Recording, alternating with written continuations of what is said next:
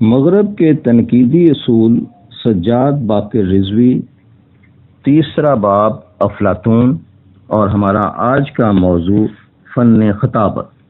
افلاطون فن خطابت کے سلسلے میں 4 اہم اصول بتاتا ہے۔ یہی اصول خطابت کے علاوہ ہر اچھی تحریر کے اسلوب پر بھی منطبق ہو سکتے ہیں۔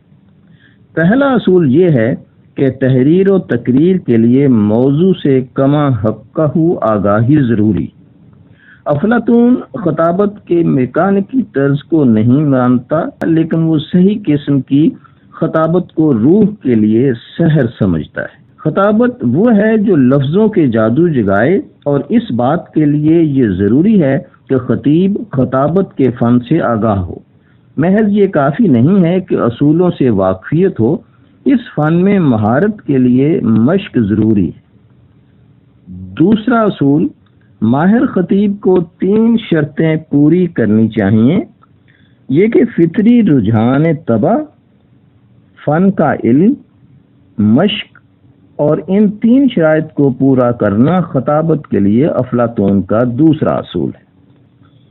اس کا تیسرا اصول یہ ہے کہ تحریر و تقریر میں ایک نامیاتی وحدت ہونی چاہیے۔ ہم دیکھ چکے ہیں کہ افلاطون شاعری میں بھی نامیاتی وحدت کا متقاضی ہے۔ نامیاتی وحدت، آرگینک یونٹی کا مطلب یہ ہے کہ تحریر و تقریر میں ایک ایسی تنظیم ہو کہ اس کے مختلف حصے ایک دوسرے سے باہم مربوط ہوں، اور یہ ربط باہمی محض میکانکی نہ ہو، اس میں زندہ جسم کے مختلف اعضاء کی طرح نامیاتی تعلق ہو۔ افلاطون کا چوتھا اصول یہ ہے کہ مقرر کو سامعین کی نفسیات کا اندازہ ہونا چاہیے، جس طرح کسی طبیب کے لیے یہ ضروری ہے کہ وہ مریض کی طبیعت اور مزاج سے کما حقہ واقف ہو۔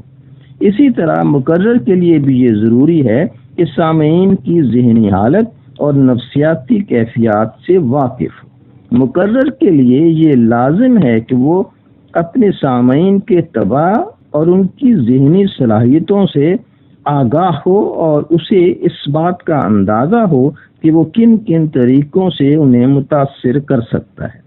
مختصراً یہ کہ اسے موقع اور محل کے اعتبار سے اور سامعین کی ذہنی صلاحیتوں کے مطابق انہیں متاثر کرنے کی کوششیں کرنی چاہیے۔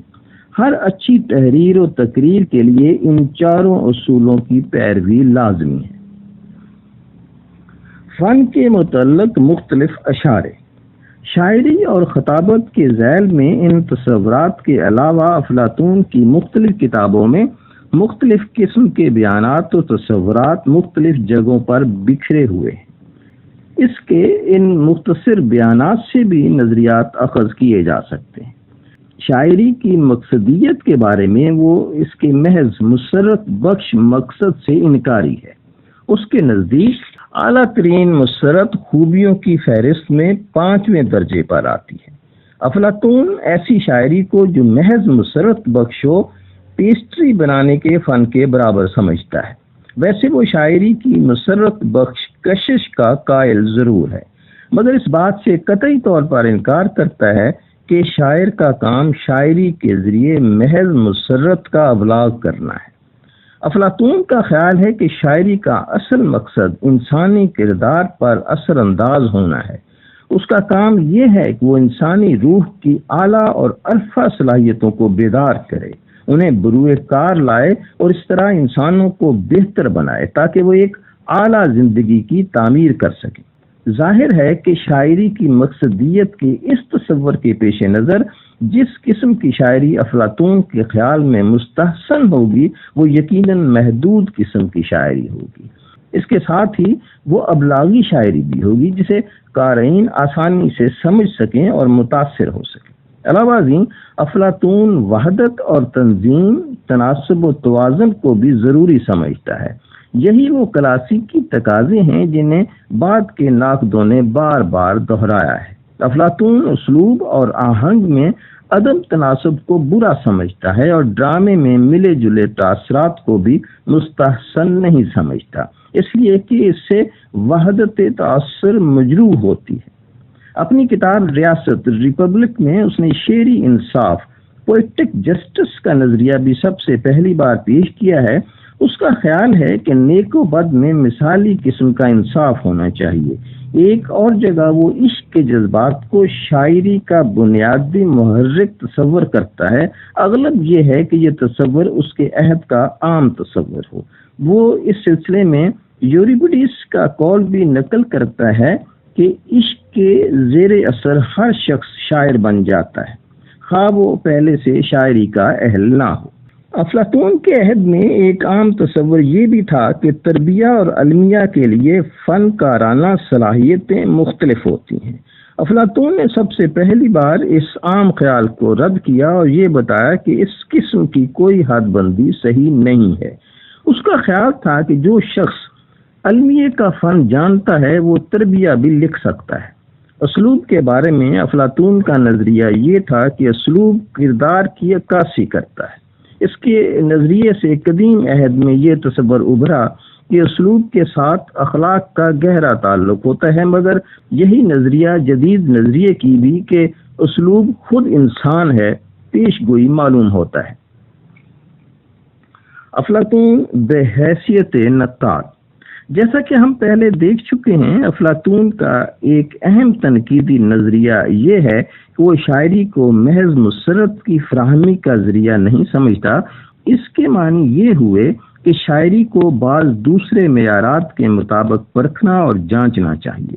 ویسے بھی مسرت کا معیار کوئی ٹھوس معیار نہیں ہے، اس لیے کہ جو چیز بچوں کے لیے مسرت بخش ہے وہ جوانوں کے لیے مسرت بخش نہیں ہوگی، اور جو چیز جوانوں کو مسرت دہم پہنچاتی ہے وہ بوڑھوں کے لیے باعث مسرت نہ ہوگی۔ لہذا افلاطون کی نظر میں ادبی قدر کا صحیح معیار مسرت نہیں بلکہ صداقت ہے، کیونکہ افلاطون اس بات کا بھی قائل ہے کہ تمام فنون میں ایک قسم کی مسرت بخش کشش ہوتی ہے، اس لیے وہ فن کی مسرت بخش کیفیت کو بھی معیار مانتا ہے۔ مگر اس کے لیے اس کی شرط یہ ہے کہ اس معیار پر فن کو پرکھنے والے محض وہ لوگ ہونے چاہیے جو فی الحقیقت جانچ پرکھ کے اہل ہوں۔ ہر شخص کی مسرت معیار نہیں بن سکتی، محض ان لوگوں کی مسرت معیار بن سکتی ہے جو مہذب اور اعلیٰ تعلیم یافتہ، یعنی وہ جو علم اور سیرت و کردار کے اعتبار سے اعلیٰ حیثیت کے حامل ہوں۔ افلاطون کے نزدیک اچھے ناقد کو عقل مند اور باہمت ہونا چاہیے تاکہ وہ دوسروں کی رہنمائی کر سکے۔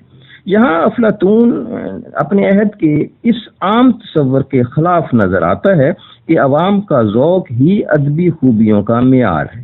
شعر کی تشریح کے لیے وہ یہ ضروری خیال کرتا ہے کہ ناقد کو پوری شعری روایات اور فنی اصولوں کا علم ہو۔ اس کے نزدیک نظم کی تشریح کے معنی یہ ہیں کہ پوری نظم کے مفہوم کو سمجھا جائے، محض مصروں یا تراکیب کی تشریح و تحسین سے پوری نظم کی تشریح و تحسین نہیں ہوتی۔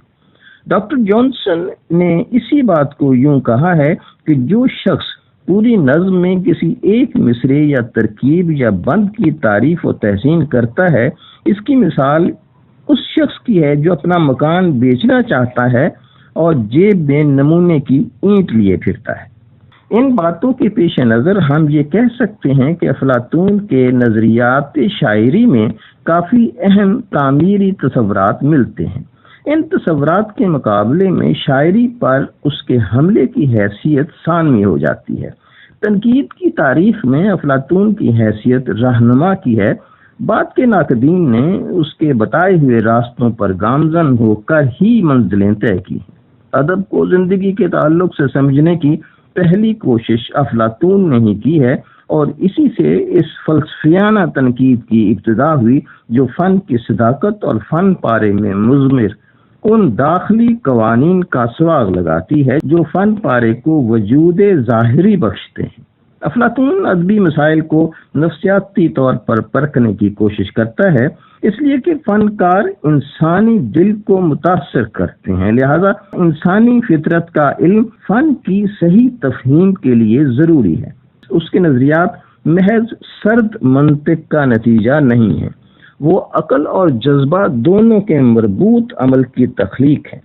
جذبہ اور تخیل کے باعث اس نے غور و فکر کی عرفہ منزلیں طے کی اور عقل کی گرفت کے باعث وہ بے جا اور غیر ضروری تخیلاتی پرواز سے بچا رہا۔ افلاطون کی اہمیت اس بات پہ ہے کہ اس نے سب سے پہلے شاعری کی زندگی بخش قوت اور باطنی کشش کو تسلیم کیا۔ اس نے روایتی طور پر تسلیم شدہ شاعرانہ جنون، الہامی کیفیت کی اثر نو تشریح کی۔ افلاطون اس کیفیت کو عظیم فن کی جذباتی کیفیت سے تعبیر کرتا ہے۔ یہ کیفیت ایسی وجدانی بصیرت کی حامل ہوتی ہے جو شعور اور عقل سے ماورا ہوتی ہے۔ اس سلسلے میں افلاطون کی مراد وہی ہے جس کا بعد ازاں اظہار ورڈزورتھ نے کیا کہ شاعری شدید جذبات کا شدید اظہار ہوتی ہے۔ اس کا ایک اور اہم تصور یہ ہے کہ شاعری کو مثالی دنیا کی نقل ہونا چاہیے۔ اس سلسلے میں غالباً افلاطون کے ذہن میں اس فلسفیانہ شاعری کا تصور ہوگا جو عدل، صداقت اور حسن جیسی اعلیٰ اقدار کو موضوع بنائے۔ اس تصور میں یہ معنی بھی مضمر ہیں کہ شاعری کو اعلیٰ انسانی فطرت کی تقلید کرنی چاہیے اور اسے مستقل انسانی و آفاقی اقدار کا حامل ہونا چاہیے۔ اسی بات کو ارسطو نے اس طرح پیش کیا کہ شاعر انفرادی مثالوں کے ذریعے آفاقی تصورات کو پیش کرتا ہے۔ افلاطون کا خیال یہ ہے کہ فن بنیادی طور پر تاثر پیش کرنے کا ذریعہ ہوتا ہے، وہ کسی قسم کا درس نہیں دیتا۔ لہذا فن اخلاقی درس دینے یا اخلاقیات کے اصول سمجھانے کی بجائے انسانی کردار کو متاثر کرتا ہے۔ اس کے نزدیک فن کا بنیادی وظیفہ یہ ہے کہ وہ کائنات کے حسن کو دیکھنے کے لیے بصارت کو اور انسانی فطرت کی اعلیٰ تر خوبیوں اور نیکیوں کے مشاہدے کے لیے انسانی بصیرت کو تیز تر کر دیتا ہے۔ فن انسانی روح میں صحت افزا ہواؤں کی مانند اس کی اعلیٰ تر صلاحیتوں کو نمو بخشتا ہے۔ یہ حقیقت ہے کہ افلاطون نے اپنی کتاب ریاست ریپبلک میں ایک مقام پر شاعری کے درسی پہلو کی طرف بھی اشارہ کیا ہے۔ وہ کہتا ہے کہ فن انسانوں کو اس بات پر اکساتا ہے کہ وہ گرد و پیش کی دنیا کا خاطر خواہ مطالعہ کریں اور جہاں کہیں بھی اعلیٰ خوبیاں ملیں ان کا بطریق احسن مشاہدہ کریں۔ تاہم یہاں بھی وہ اخلاقی درس کی بات نہیں کرتا، وہ محض یہ کہتا ہے کہ فن کے توسل سے ہمیں اقدار کا صحیح احساس ہوتا ہے۔ اس طرح ہم یہ دیکھتے ہیں کہ افلاطون اپنے نظریات کے اعتبار سے بعد ازاں پیدا ہونے والے اخلاقی نظریات فن سے اتنا ہی دور ہے جتنا کہ فن برائے فن کے نظریات سے۔ افلاطون کے بارے میں عہد بعہد ایک عام تصور یہ چلا آتا ہے کہ وہ فنون لطیفہ کا بالعموم اور شاعری کا بالخصوص دشمن تھا۔ اس بات کو قطعاً بھلا دیا گیا ہے کہ وہ ایک خاص عہد میں پیدا ہوا اور اس نے اپنے عہد کے تقاضوں کے پیش نظر شاعروں اور فلسفیوں کے تنازع میں فلسفیوں کی وکالت کی۔ بعد ازاں کے ادوار میں جن لوگوں نے شاعری پر حملے کیے انہوں نے بھی افلاطون کے دلائل ہی استعمال کیے اور ان باتوں کو بالکل نظر انداز کر دیا جو اس نے شاعری کے حق میں کہی ہیں۔ شاعری کو اخلاقی طور پر مستحسن سمجھنے والوں نے بھی کم و بیش افلاطون کے نظریات سے ہی فائدہ اٹھایا۔ اس بحث سے قطع نظر ہمیں افلاطون کو یوں دیکھنا چاہیے کہ اس نے سب سے پہلے ادبی تنقید کی ابتدا کی۔ ہو سکتا ہے کہ اس کے بہت سے تصورات آج ہمارے لیے قابل قبول نہ ہوں، اس کے باوجود یہ بات تسلیم کرنی پڑے گی کہ افلاطون کے بعد تنقیدی عمارت اسی کی رکھی ہوئی بنیاد پر تعمیر کی گئی۔ اس کے نظریات کی گونج آج بھی تنقیدی ادب میں سنائی دیتی ہے۔ اس کی دی ہوئی کم از کم ایک اصطلاح یعنی تقلید یا نقالی امیٹیشن آج بھی تنقیدی مباحث کا موضوع ہے، جس کی تشریح اور توضیح اور مفہوم کے تعین کی کوشش میں کافی تنقیدی مواد جمع ہو چکا ہے۔ افلاطون نے سب سے پہلی بار شاعری اور خطابت کی ماہیت اور ان کے مقاصد کے حوالے سے ان کے لیے اصول وضع کیے اور یہ ثابت کیا کہ شاعری اور خطابت محض اسلوب اور تکنیک کا معاملہ نہیں ہے بلکہ موضوع اور بصیرت کا معاملہ بھی ہے، اور سب سے بڑھ کر یہ کہ ان کا زندگی کے ساتھ گہرا رابطہ ہے۔ یوں تو تنقید ہوتی رہی ہے اور ہوتی رہے گی، مگر ہم یہ کبھی فراموش نہیں کر سکتے کہ سب سے پہلے تنقیدی آواز افلاطون کی تھی، اور یہی اس کی عظمت کی سب سے بڑی دلیل ہے۔ یہاں تیسرا چیپٹر ختم ہوتا ہے اور اگلا باب ہے ارسطو، جو ہم آئندہ پیش کریں گے۔